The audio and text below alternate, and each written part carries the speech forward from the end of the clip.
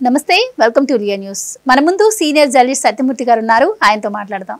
నమస్కారం సార్. నమస్కారం అండి. సార్, విశాఖలో 1,00,000 కోట్లతో గూగుల్ డేటా సెంటర్ని ఏర్పాటు చేయబోతుంది. దీని ద్వారా 2 లక్షల ఉద్యోగాలు వస్తాయి అంటున్నారు. మరి వీటితో పాటు ఇంకేమైనా బెనిఫిట్స్ ఉండే అవకాశం ఉంటుందంటారా రాష్ట్రానికి? మీ విశ్లేషణ ఏంటి? అంటే గూగుల్ డేటా సెంటర్ రావటం అనేది అది ఒక మామూలు విషయం కాదు. అది మీకు ఒక 30 ఏళ్ల కిందట చూస్తే హైదరాబాద్కి మైక్రోసాఫ్ట్ వచ్చింది. మైక్రోసాఫ్ట్ హైదరాబాద్కి రావటంతో హైదరాబాదు దశ దిశ మారిపోయినాయి. అప్పటి వరకు హైదరాబాదుకున్న అడ్వాంటేజెస్ డబుల్ అయిపోయినాయి. అంటే అడ్వాంటేజ్ ఉండాలి, భౌగోళికంగా కొంత అడ్వాంటేజ్ ఉండాలి. ఆ అడ్వాంటేజ్ ఎన్హాన్స్ కావాలి. హైదరాబాదులో హైటెక్ సిటీ కట్టడం, ఆ తర్వాత మైక్రోసాఫ్ట్ రావటంతో ప్రపంచంలో ఉన్న ఐటీ కంపెనీలు అన్నీ కూడా హైదరాబాద్ వచ్చేసినాయి. దాంతో ఏమైంది అంటే అప్పటి వరకు బాంబే ఐటీ ఎక్స్పోర్ట్స్లో నెంబర్ 1 ఉండేది. దాంతో కంపీట్ చేస్తూ బెంగళూరు డెవలప్ అయింది. బాంబే బెంగళూరుని తట్టుకొని ఐటీని డెవలప్ చేయటానికి భారతదేశంలో ఏ రాష్ట్రము ముందరికి రాలే. వాళ్ళతో మనం పోటీ పడలేము, వాళ్ళు ఆల్రెడీ అడ్వాంటేజ్ పొజిషన్లో ఉన్నారు, మనతోటి కాదు అని చెప్పి అన్ని రాష్ట్రాలు వెనక్కి వెళ్ళిపోతే ఆ రోజున సమైక్య ఆంధ్రప్రదేశ్ ముఖ్యమంత్రిగా ఉన్న చంద్రబాబు నాయుడు నేను వీళ్లతో పోటీ పడాలి అనే ఒక స్థిరమైన నిర్ణయం తీసుకొని ఆయన ఐటీ సెక్టార్ని డెవలప్ చేయటం మీద ఆయన కాన్సన్ట్రేట్ చేశారు. చేసినప్పుడు ఒకసారి ఇట్లాగే పెట్టుబడుల సదస్సు జరిగితే అప్పుడు కర్ణాటక ముఖ్యమంత్రిగా ఎస్ఎం కృష్ణ ఉండేవాళ్ళు. ఆయన అప్పటికే చాలా సీనియర్ పాలిటీషియను, కాంగ్రెస్ పార్టీ లీడరు. ఆయనకి చంద్రబాబు నాయుడు ఎదురుపడ్డాడు. ఎదురుపడితే ఏం చంద్రబాబు నాతో పోటీ పడి, అంటే నాతో అంటే కర్ణాటకతో బెంగళూరుతో పోటీ పడి నువ్వు కంపెనీలని తీసుకురాగలుగుతావా అని అడిగారు ఆయన, ఎస్ఎం కృష్ణ. అడిగితే చంద్రబాబు నాయుడు దానికి ఏం సమాధానం చెప్పాడంటే, మీ ప్రయత్నం మీరు చేయండి, నా ప్రయత్నం నేను చేస్తాను. నా రాష్ట్రానికి నాకున్న అడ్వాంటేజ్లు ఏంటో నాకు తెలుసు. మీరు ఆల్రెడీ ఎస్టాబ్లిష్ అయ్యి ఉన్నారు కాబట్టి మీకు అడ్వాంటేజ్ ఉంటే ఉండొచ్చు, కానీ హైదరాబాద్కి మీకన్నా ఎక్కువ అవకాశాలు ఉన్నాయి. మీరు అట్లా చూస్తూ ఉండండి, నా ప్రయత్నం సక్సెస్ అవుతుంది అని చెప్పిన వ్యక్తి చంద్రబాబు నాయుడు. అట్లా చెప్పిన తర్వాత మైక్రోసాఫ్ట్ని తీసుకొచ్చి హైదరాబాదులో చంద్రబాబు నాయుడు ఎస్టాబ్లిష్ చేయిస్తాడు అని చెప్పి ప్రపంచంలో ఎవరు ఎక్స్పెక్ట్ చేయలే. అటువంటి మైక్రోసాఫ్ట్ తీసుకొచ్చి ఆ రోజు బిల్ గేట్స్ వచ్చి చంద్రబాబు నాయుడు ఇచ్చిన అసలు ఆ పవర్ పాయింట్ ప్రజెంటేషన్ ఇచ్చి, అసలు ఇండియాలో ఒక ముఖ్యమంత్రి అంటే ఒక రాజకీయ నాయకుడు ల్యాప్టాప్ వాడతాడా అని ఆశ్చర్యపోయాడు. నేను వాడతాను, నేను నీకు కావాలంటే కూడా చెప్తానని చెప్పి, అంటే అటువంటి టెక్నికల్ అడ్వాంటేజ్ని తీసుకొని చెప్పటం వల్ల మైక్రోసాఫ్ట్ హైదరాబాద్కు వచ్చింది. అందుకనే చంద్రబాబు నాయుడు ఇప్పటికీ అదే చెప్తూ ఉంటాడు. ఏంటి అంటే ఫస్ట్ మూవర్ అడ్వాంటేజ్ని గనక మనం అందుకోగలిగితే మనకున్న అడ్వాంటేజీ డబుల్ అవుతుంది, రెట్టింపు అవుతుంది. ఉండాలి, అడ్వాంటేజ్ ఉండాలి కదా, ఆ అడ్వాంటేజ్ రెట్టింపు అవుతుంది. ఫస్ట్ మూవర్ అడ్వాంటేజ్ అనేది ఇట్ ఈజ్ ఎ మస్ట్. అందుకనే టెక్నాలజికల్గా మొత్తం ప్రపంచంలో ఏం జరుగుతున్నాయి, ఎటువంటి విషయాలు ముందరికి వెళ్తున్నాయి తెలుసుకొని వాటిని అడాప్ట్ చేయటం నేర్చుకోగలగాలి. ఈ రోజున మైక్రోసాఫ్ట్ వచ్చిన తర్వాత హైదరాబాద్లో నిన్నగాక మొన్న 1 ఎకరం 1,77,00,000 అమ్మారు. అంటే ఇవన్నీ మనం సక్సెస్ స్టోరీలు. అందుకనే చంద్రబాబు నాయుడు చేసే పనులు కానీ చెప్పే మాటలు కానీ కొత్త తరానికి ఇన్స్పైరింగ్గా ఉంటాయి. ఎందుకంటే ఆయన ఆల్రెడీ నాది ప్రూవెన్ ట్రాక్ రికార్డ్ అని ఖచ్చితంగా చెప్తాడు, ఎక్కడికి వెళ్ళినా చెప్తాడు. నా ట్రాక్ రికార్డు ప్రూవెన్, నేను ఎట్లా అడ్వాన్స్ అవుతానో అది it was an established fact అని చెప్తుంటాడు ఆయన. అట్లా చెప్పే నాయకుడు ప్రస్తుతానికైతే ఎవరు లేరు, ఆంధ్రప్రదేశ్లో కాదు దేశంలోనే ఎవరు లేరు. అటువంటి చంద్రబాబు నాయుడు వేసిన ప్లాన్ ఏంటి అంటే, మరి ఇప్పుడు ఆ రోజు నేను హైదరాబాదుని డెవలప్ చేశాను, ఓకే, ఆ రోజు అయిపోయింది. ఈరోజు ఏంటి?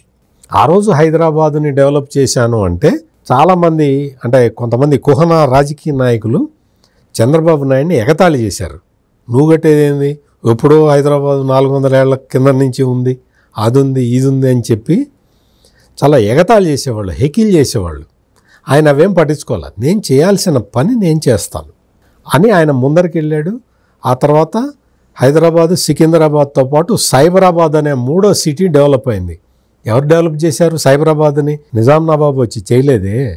అందుకని ఈ ఫస్ట్ మూవర్ అడ్వాంటేజ్ అనే కాన్సెప్ట్ని ముందరికి తీసుకెళ్ళాలి. ఎట్లా అంటే ఈ రోజున ఐటీ రెవల్యూషన్ మనం చూసాం.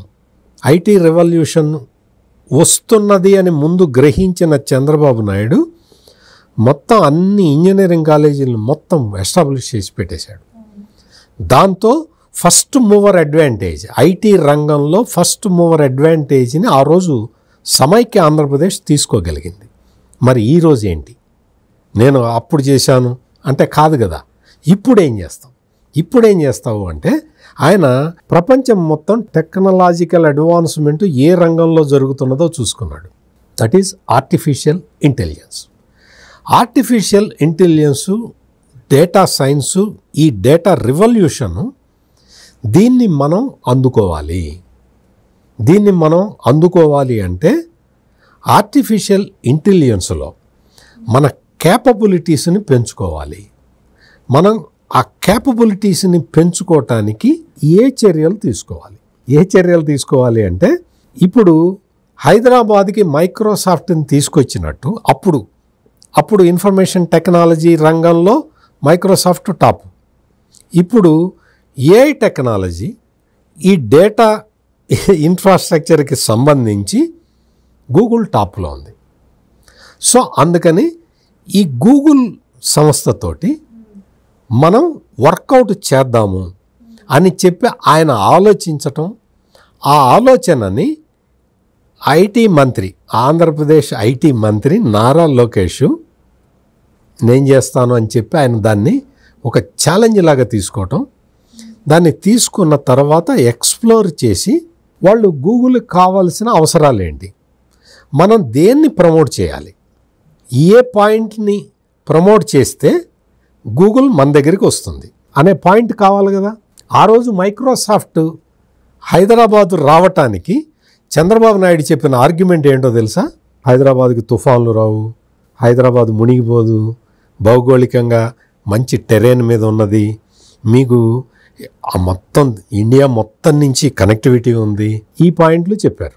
ఈ పాయింట్లు చెప్పిన తర్వాత మైక్రోసాఫ్ట్ వాళ్ళు అమెరికా కాకుండా వేరే చోట పెట్టుబడులు పెట్టాలి అని మేము నిర్ణయం తీసుకుంటే చంద్రబాబు నాయుడు గారు మీ హైదరాబాద్కు వస్తాను అని ఆ రోజున బిల్ గేట్స్ ప్రామిస్ చేశాడు. అట్లాగే వచ్చాడు. హైదరాబాద్కు ఉన్న అడ్వాంటేజెస్ చెప్పి మైక్రోసాఫ్ట్ని తీసుకొచ్చారు.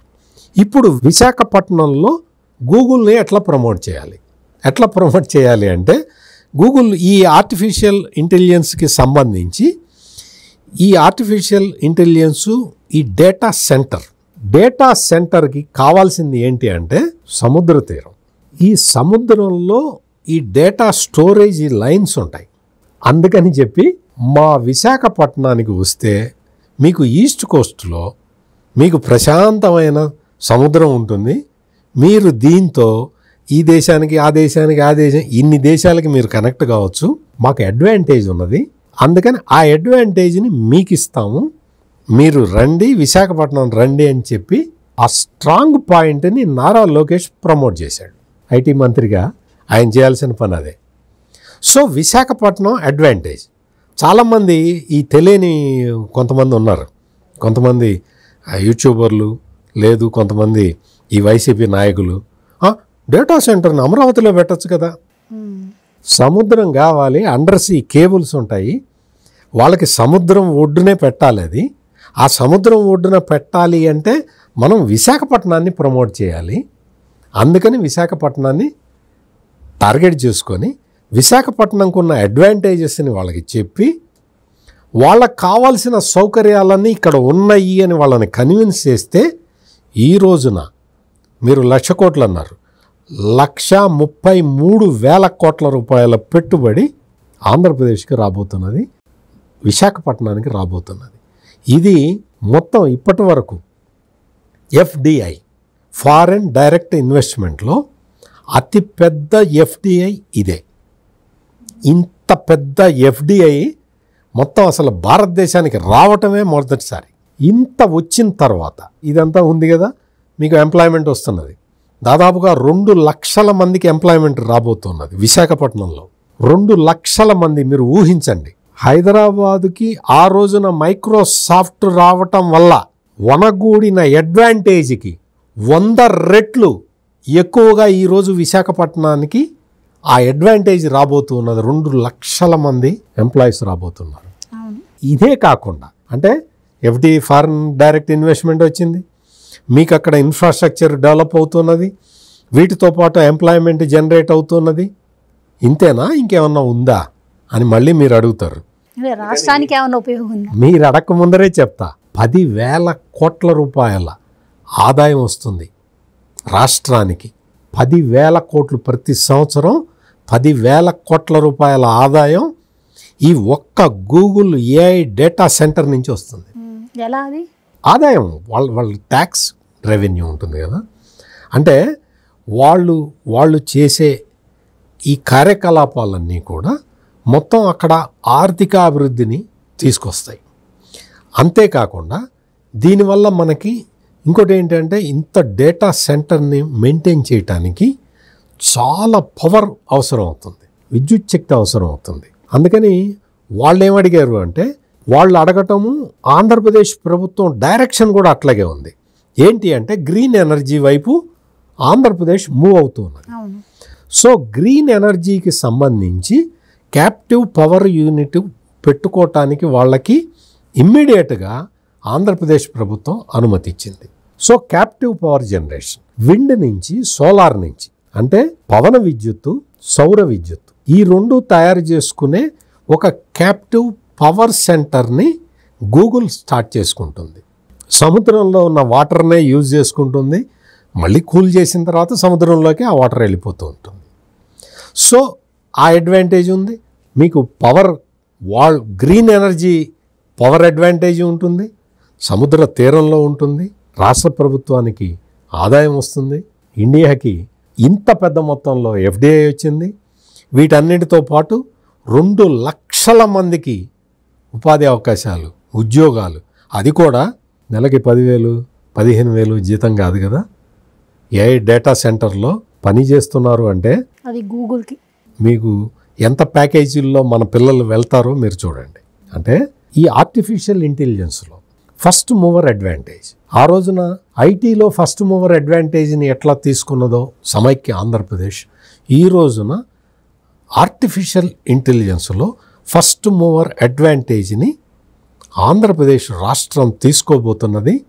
దీనికి ఇంత పెద్ద ఘనతని తీసుకొచ్చిన ముఖ్యమంత్రి చంద్రబాబు నాయుడికి, ఐటీ మంత్రి నారా లోకేష్కి హ్యాట్స్ ఆఫ్ చెప్పక తప్పదు. Thank you so much. నమస్కారం అండి. Please subscribe to Leo news for more videos.